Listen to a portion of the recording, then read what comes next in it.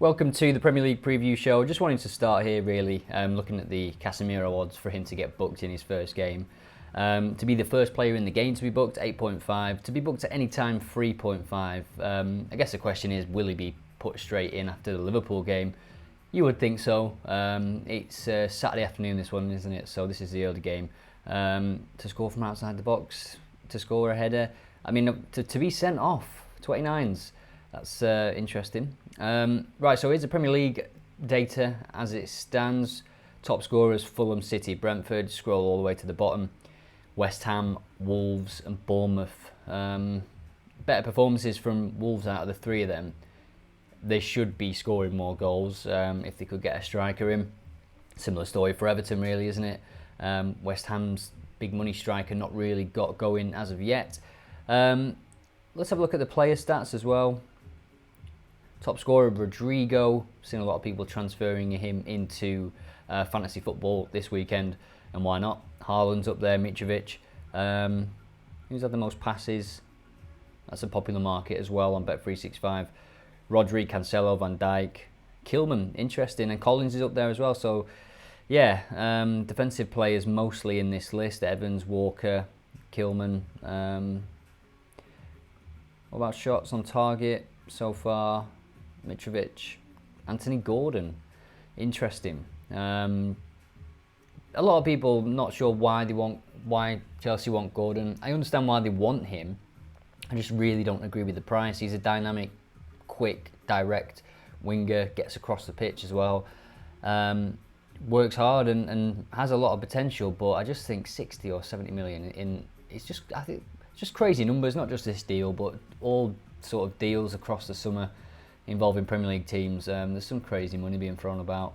Haaland, 6 shots on target. That's good considering one of the games he only had 8 touches or whatever it was. Kane's up there. There's quite a decent spread already for shots on target and just for goals as well. Fouls committed, if you're looking at cards, Kai Havertz is up there.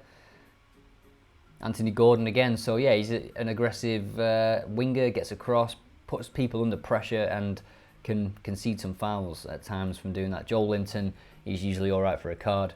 Yeah, so this is just the leagues page if you ever want to come and check the table. You can actually check the profitability as well, which this is just, it takes every game, every market, and it places a bet.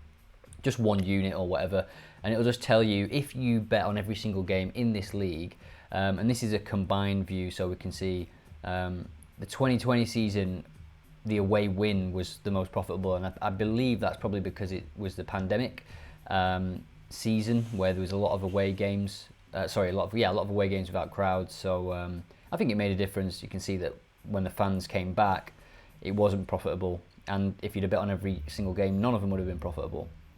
This season so far, what I want to do is add sort of trackers and movement into this, see where the profit line is over time, because as you can see already, home win half time, very profitable early in the season.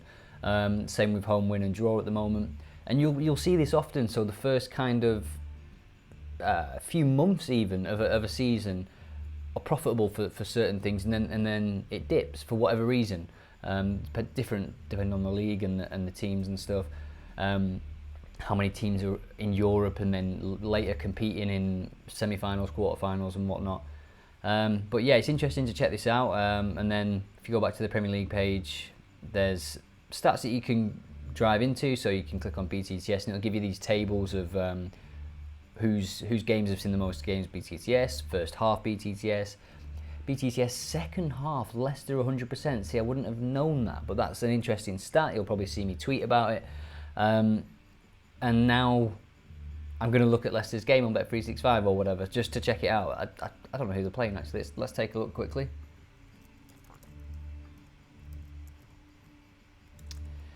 I always struggle with spelling that. Oh, Chelsea away. Big game for both teams. Chelsea without Koulibaly. Probably trying a new-ish formation. BTCS 1.9. I think that's pretty good value. Leicester, I'm going to say how have they done, but obviously they've scored in every game if BTTS is 100%. yeah, in the second half, sorry. Most goals second half, that could be another option. That's usually a decent, it's usually about evens, just over evens. Both teams to score in the second half, which has happened in 100% of games, is 3.5. Half with most goals, where are you? Half with most goals, evens, yeah. Yeah, there's some bets to be had here, definitely. Maybe combine it with some other stuff if you dig deeper into the individual game, which we can do. Here's England. Southampton United is the early, Brentford Everton, Liverpool Bournemouth, Chelsea versus Leicester. It's a 3 o'clock kickoff.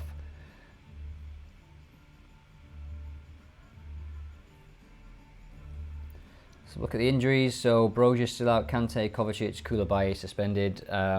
Marcos Alonso says he's got a knock, but I think he's more than likely on his way to Barcelona. Just Bertrand out and Pereira, so the two fullbacks for Leicester, but they've got Justin and whatnot coming back in. Opening results for Chelsea: win, draw, loss. Progressively worse, you could say, but even the Everton game, they didn't look amazing at any point really. Tottenham game was a fun game, which, to be honest, they had chances to finish that game off, and then obviously controversy with the Tuchel and Conte thing. Leicester, as you can see, yeah, Btts has actually happened in every game, and of course in the second half, as we just learnt. There's goals, isn't there? There has been goals so far. What about the recent history? 1-1, 3-0 Chelsea, 2-1 Chelsea, 1-0 to Leicester. Leicester. It's a bit of a mixed bag, to be honest. But I'm feeling sort of a BTTS bet here for this game. I think it'll be a fun game. Surprised it's at 3 p.m.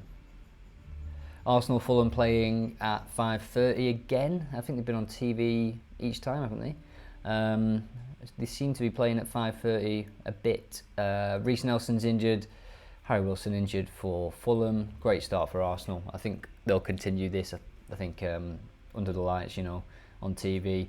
Unbeaten Fulham. So, and look at the teams they played. Not easy games by any stretch. Liverpool, Wolves away, and then Brentford are always a tricky opponent, but they score more. They seem to be maturing a little bit, Fulham, in comparison to when they were in the Premier League last.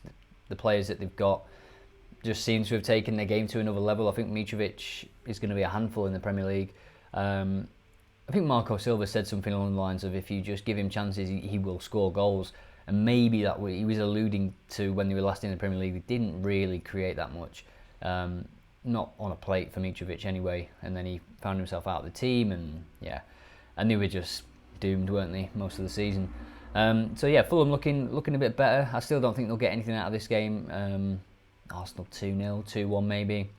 It's a bit of a derby, isn't it? Or a London derby at least. Look at the last 25. Just in terms of goals scored, it could be interesting overall, because Fulham scored so many goals last year, didn't they? Arsenal still scored more. That's 2.28, 1.16, 1.12, failed to score. There's not been a 0-0 for Arsenal in the last 25 games. That's good to know. Okay, so those have been the Premier League predictions. Hope you enjoyed it. It's gone on a bit longer than I thought it would, but I'll stick it on YouTube, and yeah, enjoy.